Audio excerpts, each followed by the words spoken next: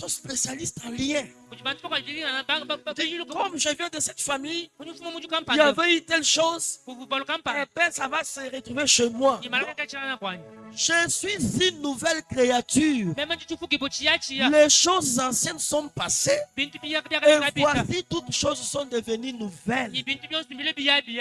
Et Christ a dit, il a déchiré l'acte qui me condamnait. Il est mort à la croix. Il est devenu malédiction pour moi. Parce que selon la tradition juive, quiconque est pendu à la croix, il est déclaré maudit. Je ne peux plus me regarder maudit et me voir maudit à cause de ma famille. En plus d'être de cette famille, j'ai l'identité céleste. Le Seigneur voulait amener Gédéon à se regarder, à voir qu'il porte une autre identité. L'identité d'enfant de Dieu absorbe toute autre identité. L'identité d'enfant de Dieu absorbe l'identité de maudit.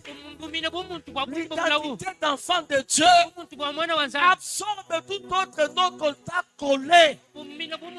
L'identité d'enfant de Dieu absorbe l'identité des pauvres, absorbe l'identité des stériles, absorbe l'identité d'esclaves. Nous ne sommes plus esclaves, nous sommes libres, libérés par le sang précieux de Jésus. Je ne peux plus me considérer esclave. Ayant été sauvé par Jésus, je suis libre de tout mouvement. Je suis libre d'agir. Et le Seigneur a élargi mon champ d'action. Il y a des limites qui ne peuvent plus peser sur moi. Il y a des personnes qui ne veulent plus travailler, qui ne veulent plus investir. Non, j'ai des blocages, mon frère. Ce n'est pas parce qu'en 2016, tu avais connu un blocage, qu'en 2025, tu connaîtras ces blocages. Il te dit, vaillant héros, le Seigneur est avec toi. Qu'est-ce qui importe? La parole de Dieu ou la parole de l'homme? Ce que Dieu a dit ou bien ce que l'homme a dit. Je refuse, quel que soit le diagnostic de médecin, je refuse de me considérer malade. Je ne suis pas maladif. Cette maladie, elle est locataire dans mon corps. Le jour que le Seigneur va décider, il va le déloger. Sors, libère mon temple. Tu ne peux pas être le temple du Saint-Esprit, être le temple de Dieu, vivre comme si tu étais sous le jour des ténèbres. Aucune chaîne de ténèbres ne peut enchaîner le temple de Dieu. Il faut corps sur le temple de Dieu, il habite en esprit. J'aimerais parler à un temple de Dieu. Et dans son temple, Dieu règne dans toute sa plénitude. Parce qu'il est le Seigneur qui domine. Mais il ne peut pas habiter en moi à deux. Soit c'est lui le seul Seigneur, soit c'est ces choses-là. Tant que volontairement, je lui ai dit, Seigneur, voici ma vie. Ma vie t'appartient. Viens régner en Seigneur. Il est le seul qui domine sur moi. Il est le seul qui a le dernier mot sur ma vie. Personne d'autre ne peut m'intimer l'ordre. L'identité chrétienne, l'enfant de Dieu, c'est un atout dans la restauration. Parce Parce qu'elle vous donne l'énergie. Vous connaissez qui vous êtes. Je ne peux pas être qui je suis, connaître qui je suis et supporter ces conditions-là. Tu es un temple. Le temple ne plaque pas avec le temple de Dieu. C'est la première chose. La deuxième chose.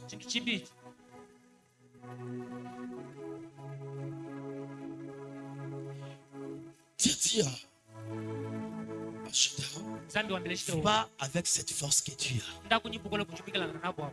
Il appelle vaillant héros. Il lui montre ce qu'il est. Va avec cette force que tu as. La deuxième chose dans la restauration, nous devons puiser nos ressources, les bagages qui doivent nous accompagner dans les potentiels que le Seigneur a mis en nous. Il y a un potentiel que Dieu a mis en vous. Votre beauté, votre beauté, votre voix, vos pieds, la force, votre cerveau, le potentiel que le Seigneur a mis en vous. Va avec cette force que tu as. Lui viendra soutenir ta force. Quand tu veux baisser les bras, il te vient ensuite. Va avec cette force que tu as. Beaucoup ne vivent pas la victoire parce qu'ils veulent chercher ailleurs. Ils envient ce qui est chez autrui. Je refuse d'envier les membres de notre église. Je suis passé dans les églises où on cotise l'argent pour payer un groupe qui coûte $36,000. Je suis passé dans une église au Maryland. Il devrait construire. Ça devrait coûter, je crois, 800 000 ou combien de 4 personnes. On se m'a dit, au lieu d'embêter l'église, nous-mêmes on peut cotiser. Je dis, je ne peux pas envier les membres d'autrui. Je vais avec la force que j'ai. Je suis arrivé dans une église, je vois comme ça, il y avait les claviers déposés. Si je demandais, ils allaient me donner ces claviers. Je dis non. J'irai avec la force que j'ai. Cette force, c'est le potentiel. Moi, même, vous êtes le potentiel que Dieu a donné à l'église. Si on veut faire une activité, on ne va pas penser à ceux qui sont à Kinshasa. Faisons les faire part. Non. Dieu me dira, va avec cette force que tu as. Maintenant, chacun dans nos vies, Dieu lui a donné quelque chose. Il y a des personnes qui veulent toujours voir ailleurs. Tu peux manquer l'argent, mais tu ne peux pas manquer le temps de prier. Peut-être ta force que tu as, ce n'est pas d'abord l'argent, mais c'est d'abord le temps de prier, le temps de fléchir les genoux et le temps de parler.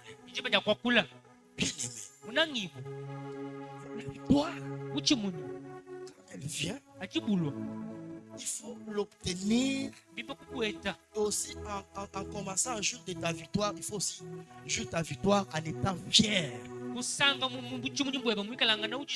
Je ne nous pousse pas à l'orgueil. Mais je me dis, il y a des victoires, tu l'obtiens. Tu sens que c'est bricolé. Non. En toi, il y a quelque chose. Tu sais tresser les cheveux. Tu peux coiffer. Tu peux marcher avec les chaussures en train de crier. Tu peux marcher avec les pagnes d'habits en train de crier devant. C'est la force que tu as. Tu as un Android avec Facebook, WhatsApp. Tu peux vendre la marchandise là. Permettez que je donne cet exemple. J'étais dans un salon où me coiffait et parlait un comédien, Snell. Il disait, il parlait de Snell, il les comparait Snell. L'autre, c'est qui? Si c'est Chambo Chao, c'est Chingani. Alors, quand il parlait, il disait, mais tous étaient de la même génération. Mais dans un concert, on a vu que Snell était assis dans la chaise, il mettait l'argent, mais les autres là étaient debout. Alors, quelqu'un a dit, non, Snell, parce qu'il connaissait. Il a commencé à utiliser son Facebook. Il a mis ses images. C'est pour ça qu'il a pu. Il savait qu'il avait une force. Mon Facebook, c'est pas pour voir les films pornographiques. Je peux faire mes petites vidéos. Les gens rient, mais j'aimais. Aujourd'hui, il est différent de tout le monde de sa génération. Il n'a pas appelé quelqu'un en France pour faire sa publicité. C'était un exemple banal. Mais ça, il y a des personnes qui savent utiliser les paix que le Seigneur a mis dans leurs mains. Ils deviennent grands. Il y a toujours quelque chose que Dieu a mis en toi. Peut-être c'est la sagesse. C'est la sagesse. Tu as des bonnes idées. Tu peux les vendre. Tu peux le mettre à l'œuvre. Il y a des personnes qui n'ont pas besoin d'argent pour commencer l'entreprise. J'ai mes idées. Toi, tu as ton argent. On s'associe. J'ai mes idées. J'ai conçu un projet. Ça demande 30 000 $. Ça demande 500 $. Je viendrai, c'est Irène. Alors, moi, je vais faire quelque chose. Toi, tu as l'argent. Donne ces 500 $. On va dire, ça va, je donne. Puis on commence une affaire. Mais j'ai commencé avec la force que j'ai. Il y a toujours quelque chose que le Seigneur t'a donné. Mais ce que nous faisons, c'est quoi? Nous voyons mieux ailleurs.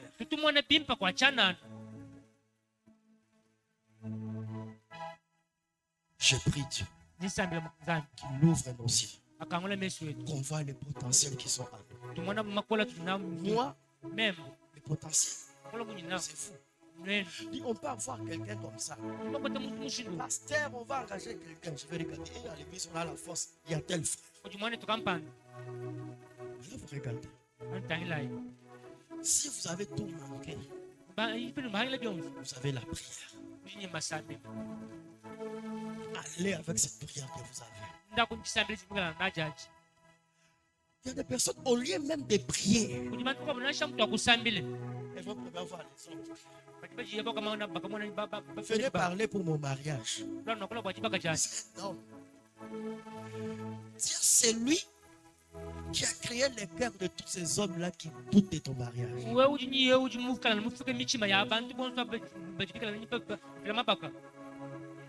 troisième chose. L'avant-dernière. Ça, j'aime. Il faut compter sur la présence infaillible de Dieu. Il dit, va avec cette force que tu as. Je serai avec toi. Ça me rend têtu. Si je découvre que Dieu est avec moi, vous pouvez me menacer comme vous voulez. Je ne céderai pas. Il y a mon jeune frère. Il est venu. Il y avait une situation comme ça qu'on devrait s'informer sur comment on fait sur la couture. Alors, quand maman Marie lui demande, il s'éclate, il dit, oh, Marie, toi, tu vas demander avec ton mari ici. Lui, c'est Dieu, c'est le Saint-Esprit. Je ne pense même pas que la couture existe. Donc, moi, ce que je leur dis, ça, je ne ferai pas. Il y a des choses que je sais.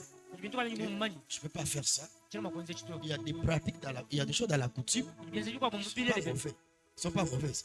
qui ne sont pas contraires à la parole de Dieu. Peut-être qu'on appelle, qui a dit ça, je ne ferai pas.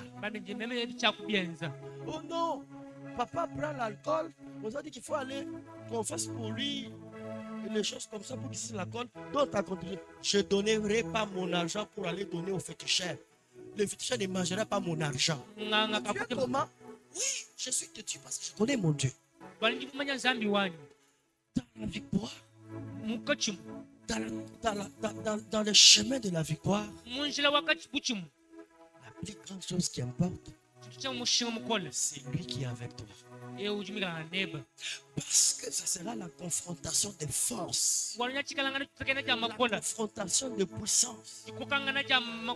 C'est lui qui va l'emporter. C'est lui qui a le tout-puissant. Il t'a dit, je serai avec toi. Mais quelqu'un va me dire, pasteur, ça, Dieu a dit à Gédéon. Mais il a dit aux disciples, voici, je serai avec vous jusqu'à la fin. À la fin de quoi? Jusqu'à la fin du monde. Même ce matin, il est avec nous. Il est avec toi. La présence de Dieu doit te donner la force. Même quand tu dors, tu rêves qu'ils sont venus une multitude pour te tuer. Dans les rêves là, rappelle-toi que Dieu est là. Même si on te menace, toi tu vas échouer. Certains souffrent parce qu'ils ne déclarent pas. N'ayez pas pitié de déclarer ce que vous êtes. Tu es un enseignant. Tu me menaces de me faire échouer. Je te dirai, si tu oses, tu vas perdre ce travail. Il y a un homme de Dieu. Il devrait voyager. C'est comme s'il avait oublié quelque chose. Je dois dire à quelqu'un, cet avion-là va m'attendre. Toi, vous les hommes de Dieu, vous pensez comme ça. À 3 reprises, l'avion l'attendait. Nous souffrons parce que nous ne voulons pas déclarer. Je sais qu'il est avec moi. Je vais passer de cette promotion. Je vais prendre mes syllabis. J'étudie. Non pour échouer, mais pour passer des promotions au nom de Jésus.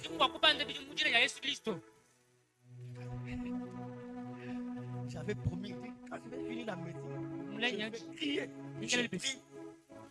On délibère. On cite mon nom. Je me dis au rectorat. Je crie avec force. Parce que je savais que je l'ai obtenu grâce à Dieu. Et je poussais un cri de victoire à l'honneur de Dieu. Quand je devrais finir la médecine, plusieurs prophéties. Il faut que si tu ne meurs pas, tu seras fou. J'ai dit, quiconque osera à me toucher, il va mourir. Moi, je ne blague pas. Je sais que le Seigneur est avec moi. Même pour l'église, je l'ai dit. Je prie la nuit, je dis, quiconque va oser à ma main s'attaquer à un membre de l'église, il va mourir. Tu oses toucher, tu meurs. Et quand tu meurs, je rends gloire au Seigneur. Il a exaucé ma prière. Il m'a donné, les chrétiens, on a pris la casquette des agneaux de Dieu. Ils sont comme des agneaux de Dieu. Et oh, quand on dit non, on doit avoir l'amour. Les chrétiens ne doivent pas faire les prières d'imprécation, les prières pour punir les autres. Non. Je m'attaque au monde éternel. J'intime l'ordre au monde éternel. Je leur dis, vous ne bougez pas. Si tu t'entêtes, tu vas mourir. Et si tu meurs, frère, je serai avec toi. Et quand il est avec moi, personne ne blague avec ma destinée. Les gens qui déclarent, on ne blague même pas avec leur famille, par les petits démons, les petits sorciers. Ils ne blaguent pas, ils ne jouent pas. Oui, Tu vas mourir. Puis tu meurs. Ouf. Ça, je l'ai toujours dit. À maman et moi, féticheur, sorcier, qui va blaguer sur l'église. Il n'a que deux choses. Soit il s'est converti, soit il demande pardon, soit il meurt. Certaines morts, c'est l'exaucement. Je suis terrible. C'est l'exaucement de certaines prières. Votre pasteur n'a pas d'amour, il souhaite l'amour. Non, parce que de la matin, tu ne peux pas blaguer avec ce qui est en moi. Tu ne peux pas blaguer avec ma santé. C'est pourquoi ceux qui sont à l'intercession disent retour à qui? Ils sont forts dans ça. Ils retournent. Moi aussi, j'ai déjà prié comme ça. Ils retournent à l'esprit. Ils blaguent, ça retourne. Je me réveille une fois que la personne sent la même chose que je sentais. Mes frères, c'est ça. Non. Il faut puiser dans ce Dieu-là qui est avec vous. Il vous a dit, je serai avec vous. C'est l'assurance. Sa présence me rassure la victoire. Sa présence me rassure le succès. Tu vois le projet pour un mariage. N'entrez pas avec des blagues. Prie. Même si tu n'es pas là avec ton fiancé, ta fiancée dit, je prie pour mon mariage. Il va venir oser blaguer ici. Il va mourir. C'est scellé. Quelqu'un va venir jouer comme ça. Frère, on ne blague pas. Parce qu'il y a des personnes. Le diable, le démon, le monde des ténèbres connaît déjà ceux qui sont dit, si tu joues là-bas, comme j'ai mes enfants ici, quiconque va venir jouer sur mes filles va mourir. Allégresse. J'ai la machette spirituelle. Tu viens jouer, soit tu es fou, tu meurs. On montre la fille comme ça. Non, allez blaguer. Chez les filles où les parents ne connaissent pas ce qu'ils sont. Chers parents, tu mets au monde ta fille. Tu as des projets sur elle. Un garçon, après avoir fumé du chanvre, il a vu là où il faut faire les aventures. Tu seras fou, on t'amène à Bonzola. Aujourd'hui, j'ai des prières de déclaration pour dire au monde état, il ne faut pas blaguer. Et même les sœurs de l'église. Non, on l'a vu à la bonne maman Yemo. On va venir blaguer. Tu seras frappé avec les mains. Toi, on ne va pas prier que tu meurs, que tu sois fou, mais le Seigneur va te frapper avec les mains. Tu viens, tu oublies même la sœur là. Tu viens, tu crois, tu commences à servir, tu oublies même la sœur. Quand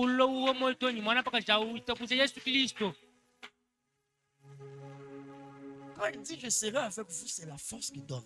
Il nous rassure sur la provision. Chaque moment de crise sera là. Quand il traverse la crise, il faut lui rappeler. Tu m'as dit que tu seras avec moi. C'est ce que je traverse. Là, tu les rappelles comme Jéhovah Jireh. Pourquoi? Si c'est dans le combat, l'Éternel Dieu des armées, tu as dit que tu seras avec moi. Voici, ils se sont levés. Si c'est la maladie, tu l'appelles comment? Tu l'appelles comment? Jéhovah, lève-toi. Tu m'as dit que tu seras avec moi. Si tu n'as pas la paix, tu vas l'appeler comment? Tu l'appelles comment? Jéhovah Shalom. Je t'appelle. Tu as dit que tu seras avec moi. J'ai besoin de la paix. Dès que tu as rassuré qu'il est avec toi, fais de cette promesse ta prière. À chaque circonstance de ta vie, rappelle-le. En le rappelant, mets le nom qui convient à ta situation. Surtout pour l'église. Ça parole. C'est l'église. Lève-toi. Là, je ne blague pas. Église.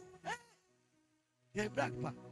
Si on me dit que non, il y a une sœur, il y a les démons qui les dérangent, on a dit, quelqu'un dit qu'il va lui jeter les fétiches. Il dit non, pas à l'église. Jésus est mort pour lui. Maintenant, Jésus m'a dit, va me servir auprès de lui. C'est vrai que je peux me dire, Seigneur, on joue avec ta brebis. Par un loup sauvage. Qu'est-ce que David a fait au loup quand il venait déranger les brebis? Il déchirait les lions, il déchirait leur gueule. C'est pour cela le pasteur joue un grand rôle. La dernière chose.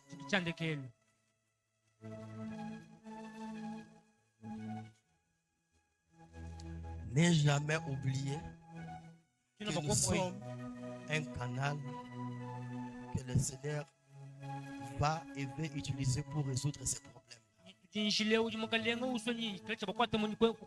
à Gédéon que je t'ai envoyé. Va avec cette force que tu as. N'étais-je pas envoyé? Le verset 14. L'Éternel se tourna vers lui et dit, va avec cette force que tu as et délivre Israël de la main des Madians.